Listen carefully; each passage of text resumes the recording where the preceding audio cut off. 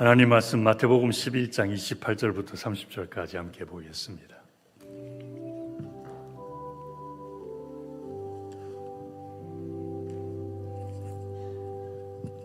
합독해서 우리 함께 큰 목소리로 읽죠. 시작. 수고하고 무거운 짐진 자들아 다 내게로 오라. 내가 너희를 쉬게 하리라. 나는 마음이 온유하고 겸손하니 나의 멍에를 메고 내게 배우라. 그러면 너희 마음이 쉼을 얻으리니 이는 내 멍에는 쉽고 내 짐은 가벼움이라 하시니라. 아멘. 기도하겠습니다. 아버지 고맙습니다. 오늘도 주님을 찬양할 수 있어 너무 감사합니다. 예배할 수 있어 감사하고 주님을 향한 우리의 부족한 믿음이라도 고백할 수 있어 감사를 드립니다. 우리의 미흡한 예배를 기뻐 받으시고 우리의 연약한 믿음을 즐거워하시며 부족한 우리들의 모습조차도 하나님께 기쁨이 될 만큼 우리를 사랑하시는 주님의 그 은혜를 생각하며 오늘도 좋지 못한 일기 속에서 여러 가지 많은 염려와 근심과 부족한 일들 속에서도 주님을 찬양합니다. 홀로 높임받아 주옵시고 주님의 이름이 온전히 우리의 삶 속에서 영광스럽게 나타날 때까지 성령으로 저희들을 이끌어 주시옵소서. 오늘도 주의 이름을 부르며 육신의 질병을 주님께 내려놓습니다. 나사렛 예수 이름으로 고쳐 주옵소서. 삶의 많은 여러 가지 어려운 일들을 십자가 밑에 내려놓습니다. 돌보시겠다고 한 약속의 말씀을 따라 모든 일 가운데 역사하여 주셔서 어려움 중에도 하늘의 평안을 누리게 하시고 부족한 중에도 주님의 넉넉함을 체험케 하여 주시옵소서. 이제도 주시는 말씀을 들을 때에 성령께서 충만하게 저희들과 함께하여 주옵시고 깨닫는 영으로 인도하여 주시옵소서. 예수님 이름으로 기도하옵나이다. 아멘. 성경에 보면은 예수님께서 당신 자신에 대해서 나는 이런 사람이다, 나는 이런 일을 한다 그러면서 자신에 대해서 말씀을 많이 하셨습니다. 특별히 요한복음에 보면은 예수님께서 당신 자신에 대해서 7가지를 말씀을 하시는 그런 내용도 나오는데 이렇게 우리가 알고 있죠. 나는 생명의 떡이다 라는 말씀, 나는 세상의 빛이다, 세 번째는 나는 양의 문이다, 네 번째는 나는 선한 목자, 다섯 번째는 나는 부활이요 생명, 여섯 번째는 나는 길이요 진리요 생명이다, 일곱 번째는 나는 참 포도나무다. 이런 말씀들이 있습니다. 조금 그 영적인 것을 다루는 일들이기 때문에 어렵긴 합니다만은 그래도 그나마 설명을 들어보면 아 그래서 그런 거구나 라고 이렇게 쉽게 이해가 갈 수 있는 그런 부분들을 우리가 많이들 살펴보았습니다. 그런데 어떤 말씀들은 좀처럼 이해하기가 쉽지가 않아서 좀 여러 가지 많은 것을 살펴보아야 아 그게 그거구나 라고 하게 되는 그런 예수님의 말씀도 있습니다. 오늘 말씀이 본문 말씀이 바로 그거 중에 하나입니다. 쉬운 것 같은데 무슨 말인지 알 것 같은데 또 조금 들여다보면은 그런가 싶은 생각이 드는 그런 내용이죠. 한 번 더 보십시다. 수고하고 무거운 짐진 자들아 다 내게로 오라. 쉬운 말이잖아요, 그죠? 내가 너희를 쉬게 하리라. 나는 마음이 온유하고 겸손하니 나의 멍에를 메고 내게 배워라. 그러면 너희 마음이 쉼을 얻으리니 이는 내 멍에는 쉽고 내 짐은 가벼움이라 하시니라. 이렇게 말씀을 하셨는데 너무 아름다운 말씀이죠. 우리 성서교회 성도님들 예수님 주시는 쉼을 누리게 되기를 주의 이름으로 축원합니다. 세상의 모든 사람들은 누구나 할 것 없이 다 인생의 고난을 경험하고 있기 때문에 이 말씀을 들으면 마음에 이렇게 푸근함이 느껴지는 것은 너무나 자연스러운 일입니다. 아무리 잘 살아도 나름대로 인생의 고난이 있습니다. 아무리 많이 배워도 해결할 수 없는 문제들이 있습니다. 세상 권세를 아무리 많이 가져도 나름대로 마음의 아픔이 되고 염려로 남아있는 일들이 있습니다. 그런데 예수님께서 그런 인생의 고난으로부터 쉼을 쉴 수 있도록 해주겠다고 그러시면서 초청을 하시니 얼마나 놀라운 말씀입니까? 그래서 누구나 이 말씀 들으면서 위로를 받습니다. 그런데 쉬운 것 같은데 근데 또 어떻게 보면은 그게 그렇게 쉬운 건가 싶은 생각이 들도록 하는 부분도 있습니다. 이런 질문을 던져보면 이제 그게 조금 그게 그냥 쉽게 이해할 수 있는 게 아니구나 하는 게 느껴지는 거죠. 어떤 질문이냐면 예수님이 본문에서 말씀하시는 쉼은 어떤 쉼이냐라는 것입니다.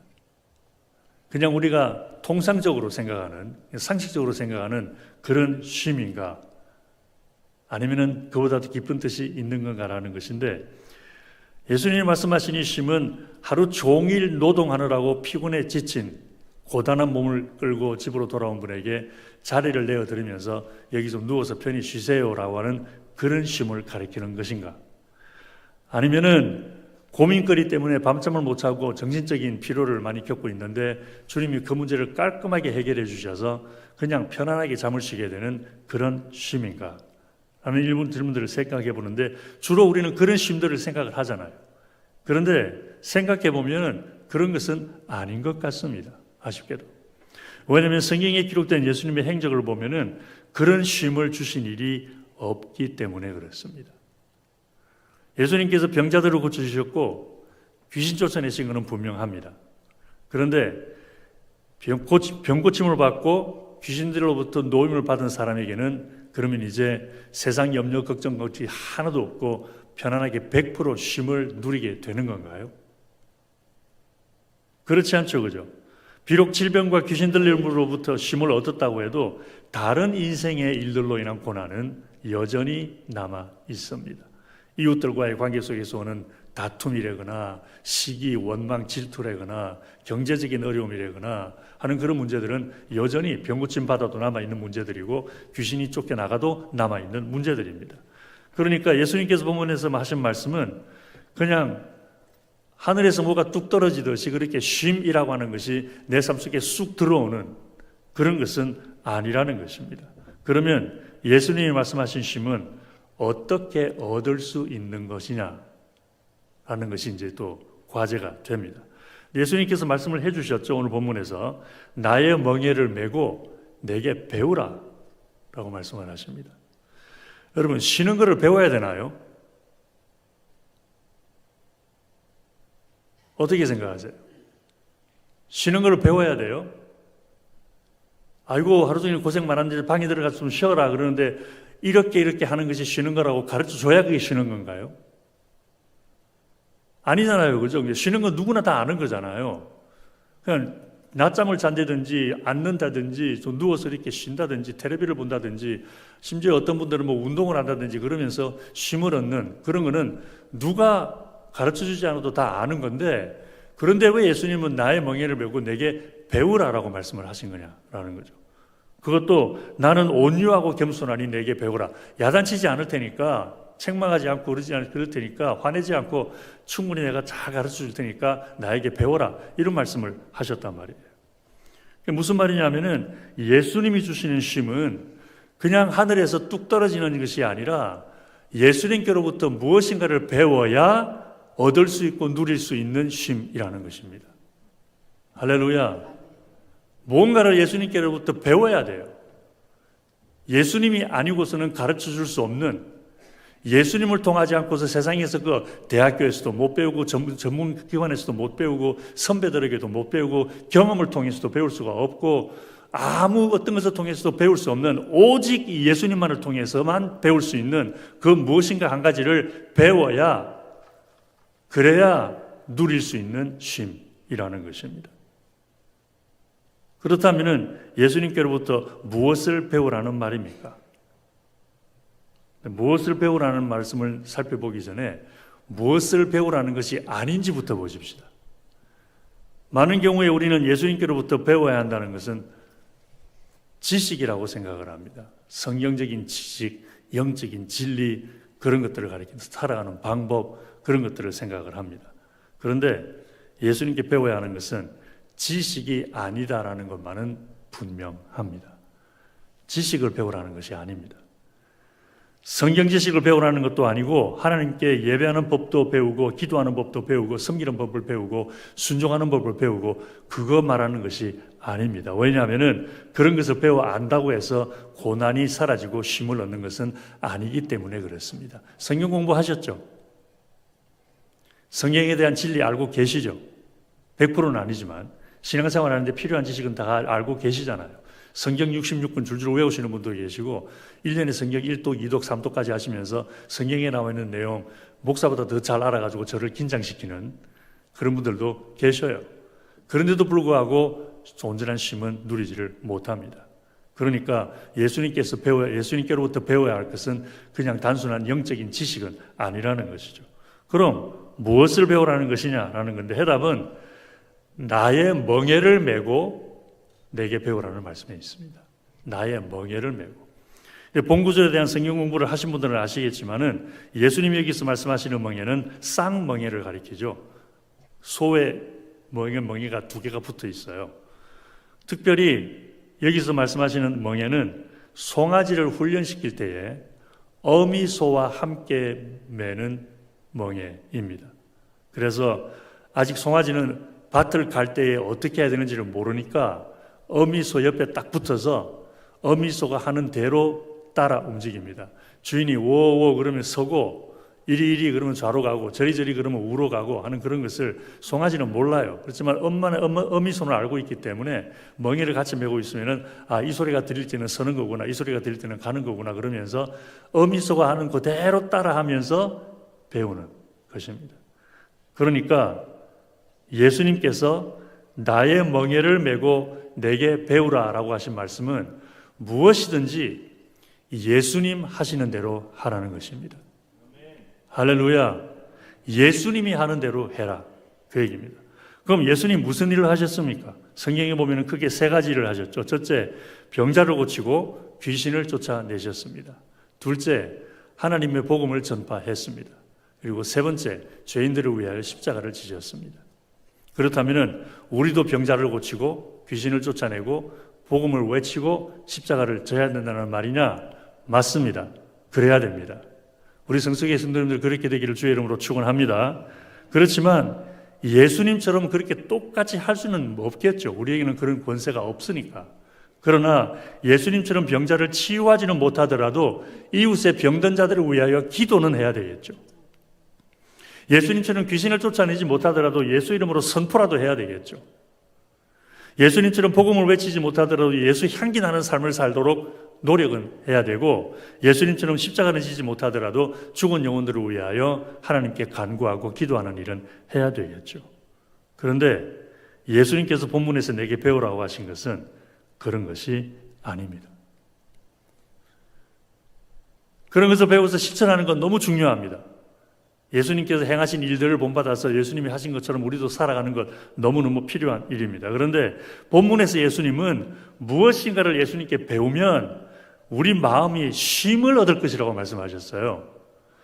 이것을 배우면 너희도 병 고칠 것이고 이것을 배우면 너희들도 귀신 쫓아낼 것이고 이것을 배우면 너희도 복음을 외치고 이것을 배우면 너희들도 십자가를 질 수 있을 것이다. 그러지 말씀하지 아니시고 무엇인가를 배우면 우리 마음이 쉼을 얻을 거라고 말씀하신 거예요. 그러니까 병자를 고치고 귀신을 쫓아내고 복음을 전하고 십자가의 길을 간다고 해도 우리 마음이 쉼을 얻는 것은 아니니까 그걸 배우라는 말씀은 아니라는 것이죠. 오히려 그렇게 병자를 고치고 귀신 쫓아내고 복음 전하고 십자가 지는 삶을 사는 것이 얼마나 힘든 일인데요. 쉼을 얻기는 그냥 오히려 더 스트레스 받는데. 그러니까 예수님이 내게 배우라고 하신 것은 그런 예수님이 하신 행동들을 가리키는 것은 아닌 거죠. 오히려 그보다 훨씬 더 깊고 중요한 것입니다. 그럼 그것이 뭘까요? 예수님이 왜 그런 일을 하셨는지, 그런 일을 하신 이유가 뭔지, 동기가 뭐고 목적이 뭔지 그것을 배우라는 것입니다. 다른 말로 하면 예수님의 인생 목적을 배우라는 것입니다. 할렐루야. 예수님이 왜 병을 고치셨는지, 왜 귀신을 쫓아내셨는지, 왜 십자가를 지시고 복음을 전하셨는지 그 이유, 동기, 목적을 본받으라는 것입니다. 그럼 인생의 목적을 아는 것이 왜 중요합니까? 두 가지 이유 때문이죠. 첫째, 인생 목적을 알 때 힘든 인생을 살아가야 하는 동기가 분명해집니다. 그리고 두 번째, 인생 목적을 알 때 힘든 일조차도 보람을 느낄 수가 있습니다. 여러분, 쉼은 아무것도 안 하고 그냥 누워 있는 것이 참 쉼이 아니죠. 그게 얼마나 힘든 일인데 아무것도 안 하고 누워 있는 게. 근데 정말 쉼이라는 것은 보람 있는 일을 통해서 느끼는 성취감과 만족감과 그래도 내 인생이 헛되지 않구나, 내가 고생하는 이것이 보람이 있구나, 가치가 있구나라는 것을 느낄 때가 진정 쉬는 때죠. 그래서 그렇게 인생의 동기를 분명히 알고 보람을 느끼게 되면 힘든 중에도 우리의 마음은 쉼을 얻게 된다는 것입니다. 그렇다면 예수님께서 우리에게 가르쳐 주기를 원하신 인생 목적은 무엇일까요? 당신 자신이 직접 말씀을 해주셨죠. 요한복음 8장 29절에서 나를 보내신 이가 나와 함께 하시도다. 내가 항상 그의 기뻐하시는 일을 행함으로 나를 혼자 두지 아니하셨느니라. 할렐루야. 예수님의 인생 목적은 하나님을 기쁘게 해드리는 것이었습니다.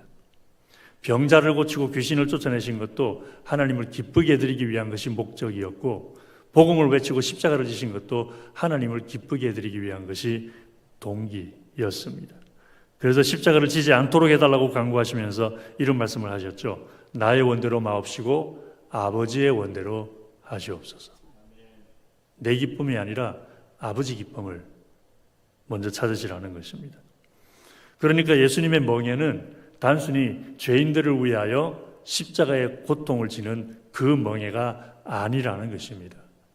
오히려 예수님의 멍에는 어떤 경우에라도 하나님을 기쁘시게 해드리는 삶으로 인한 멍에였던 것이죠. 하나님을 기쁘게 해드리려 보니까 이런 어려움을 당하고, 하나님을 기쁘게 해드리려고 하다 보니까 저런 오해를 받고, 하나님을 기쁘게 해드리려고 보니까 이런저런 시기와 멸시를 당하고 조롱을 받고, 그런 것이 예수님의 멍에였던 것입니다. 그러니까 예수님과 함께 멍에를 매면 무엇을 배우게 될까요? 어떤 상황에도 하나님 기쁘시게 해드리는 삶을 배우게 되겠죠. 이런 일을 만나도 하나님 기쁘시게 해드려야 돼. 그거 배우게 되고, 저런 일을 만나도 하나님 기쁘시게 해드려야 돼. 그런 것을 배우게 되겠죠. 그래서 인생의 여러 가지 많은 고난조차도 하나님의 기쁨과 영광을 위한 일이 되도록 할 때에 비록 힘은 들어도 마음은 쉼을 얻게 된다는 것입니다. 이렇게 진정한 목적을 알 때에 진정한 복을 누린다는 것을 보여주는 조금 생뚱맞을 수 있는 이야기가 하나 있습니다. 미국의 16대 대통령이었던 아브라함 링컨에 대한 일화가 유명한 것이 많이 있습니다. 몇 가지가 있는데 그 중에 가장 많이 알려진 것이 게리스버그 스피치라는 것입니다. 게리스버그라고 하는 것은 동네 마을 이름이에요. 펜실베니아 중부의 남쪽 경계선에 있는 조그마한 마을입니다. 그런데 남북전쟁 때에 그곳에서 사흘 동안 치열한 전투가 벌어집니다. 수많은 군인들이 죽어갑니다. 그리고 가까스로 북군이 승리를 해서 남북전쟁 종식에 굉장히 큰 결정적인 역할을 한 전쟁이 게리스버그 전쟁이었습니다. 그래서 그 전쟁이 있었던 그 땅을 거기서 전쟁하다가 죽어간 군인들을 기념하기 위해, 기리기 위해서 내셔널 파크, 국립공원으로 지정을 하고 그것을 데디케이트하는, 이제 헌신한다 그럴까요? 그렇게 하는 그런 기념식을 하게 되었습니다. 그런데 그곳에 주 강사로 초청된 사람은 링컨 대통령이 아니고 에드워드 에버렛이라고 하는 또 다른 유명한 정치인이었습니다. 얼마나 유명한 정치인이었든지 이 사람을 주강사로 세우기 위해서 이 사람 스케줄에 날짜를 맞추느라고 기념식을 한 달 동안 연기시킬 만큼 이분이 정치적으로 굉장한 영향력을 행사하고 있던 사람이었는데, 그때만 해도 링컨보다 더 유명한 사람이었죠. 그리고 아브라함 링컨은 그 행사에 그냥 초청만 받은, 손님으로 초청만 받았고, 에버렛이라고 하는 이 사람이 주강사 연설이 끝나고 난 다음에 링컨 대통령은 나와서 인사말 하는 정도로 순서를 맡아드렸습니다. 그런데 이 에버렛이라고 하는 사람 2시간 동안 연설을 합니다. 굉장히 오래 한 거죠, 그죠? 2시간 동안 연설을 하고 끝나고 난 다음에 아브라함 링컨이 와서 2분 동안 연설을 했습니다. 그 2분 동안 연설한 내용이 10개 문장밖에 되지 않습니다. 저도 그걸 처음 읽고 그게 진짜인가 싶어서 게리스버그 스피치 인터넷에 들어가서 찾아서 세어봤어요. 하나, 둘, 셋, 넷 세어보니까 진짜 문장이 10개밖에 안 돼요. 2분 만에 끝났는데, 놀랍게도 이 에드워드 에버렛이라고 하는 사람이 2시간 동안 연설한 것은 아무도 기억을 못합니다. 그런데 아브라함 링컨이 연설한 2분 동안 연설한 것은 전 세계의 모든 사람들이 다 알고 있다고 해도 틀린 말이 아닐 정도로 유명해져 버렸습니다. 우리가 잘 알고 있는 국민에 의한, 국민을 위한 정치라는 말을 그때 했거든요. 그래서 많은 사람들이 의아해합니다. 아니 어떻게 2분밖에 안 한 연설이 2시간 동안 한 연설보다 더 많이 유명해졌냐? 이유가 도대체 뭐냐? 라는 것을 들여다보기 시작합니다. 에버렛이라고 하는 사람이 한 말의 내용과 링컨 대통령이 말한 내용이 크게 차이가 나지 않는데 왜 그랬을까? 연구를 했는데 그 중에 마이애미 대학교의 부교수인 마틴 존슨이라는 분의 발표가 제일 설득력이 있었습니다. 그 교수는 링컨 대통령의 연설이 미국 국민들이 앞으로 나아가야 할 방향과 미국이 존재해야 할 목적을 밝혀주었기 때문이라고 말합니다. 그러면서 링컨 대통령의 연설을 네 부분으로 요약을 합니다. 첫째, 미국은 모든 사람들은 평등하며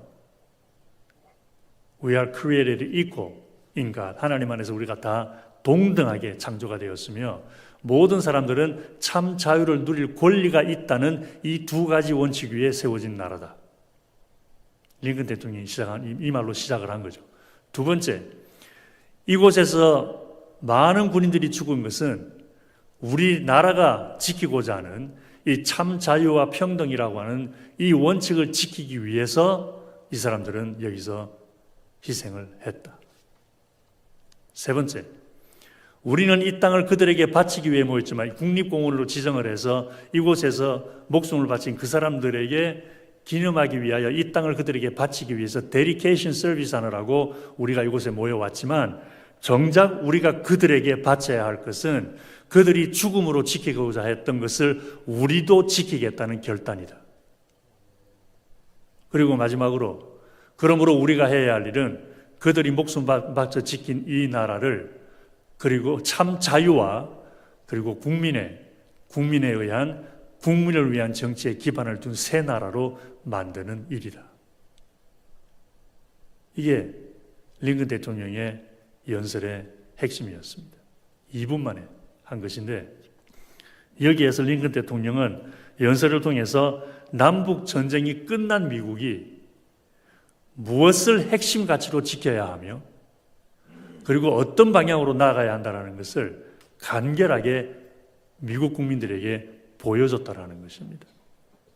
그래서 그 마틴 존슨이라는 대통령은 그 교수는 링컨의 연설이 그토록 유명해진 이유가 바로 미국이라는 나라가 왜 존재해야 되는지 그리고 어떤 가치를 가지고 존재해야 되는지를 밝혔기 때문이다 라는 것인데 이렇게 유명한 링컨 대통령의 스피치를 들지 않더라도 우리 주변에서도 흔히 볼 수 있는 그런 이야기 속에서도 목적을 정확하게 이해하는 것이 얼마나 삶을 풍성하게 만들어지는지를 보여주는 예화들은 얼마든지 있습니다.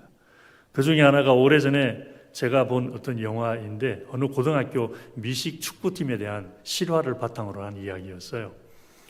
영화 오래되어서 영화 제목도 기억이 나지 않고 내용도 그냥 어렴풋이 기억을 하는데 그 축구팀 중에 운동을 아주 잘하는 선수가 한 명 있었습니다. 이름을 그냥 잔이라고 그렇게 부르십시다. 그 잔은 운동만 잘할 뿐 아니라 성격도 너무너무 좋아서 다른 모든 선수들에게 이렇게 호감을 주는 인기가 많은 그런 선수였습니다. 그래서 이 잔이 맹활약으로 시합을 할 때마다 좋은 성적을 거두어서 드디어 결승까지 올라가게 되었는데 결승에 올라간 선수들은 기쁘게 결승전을 치를 수가 없었습니다.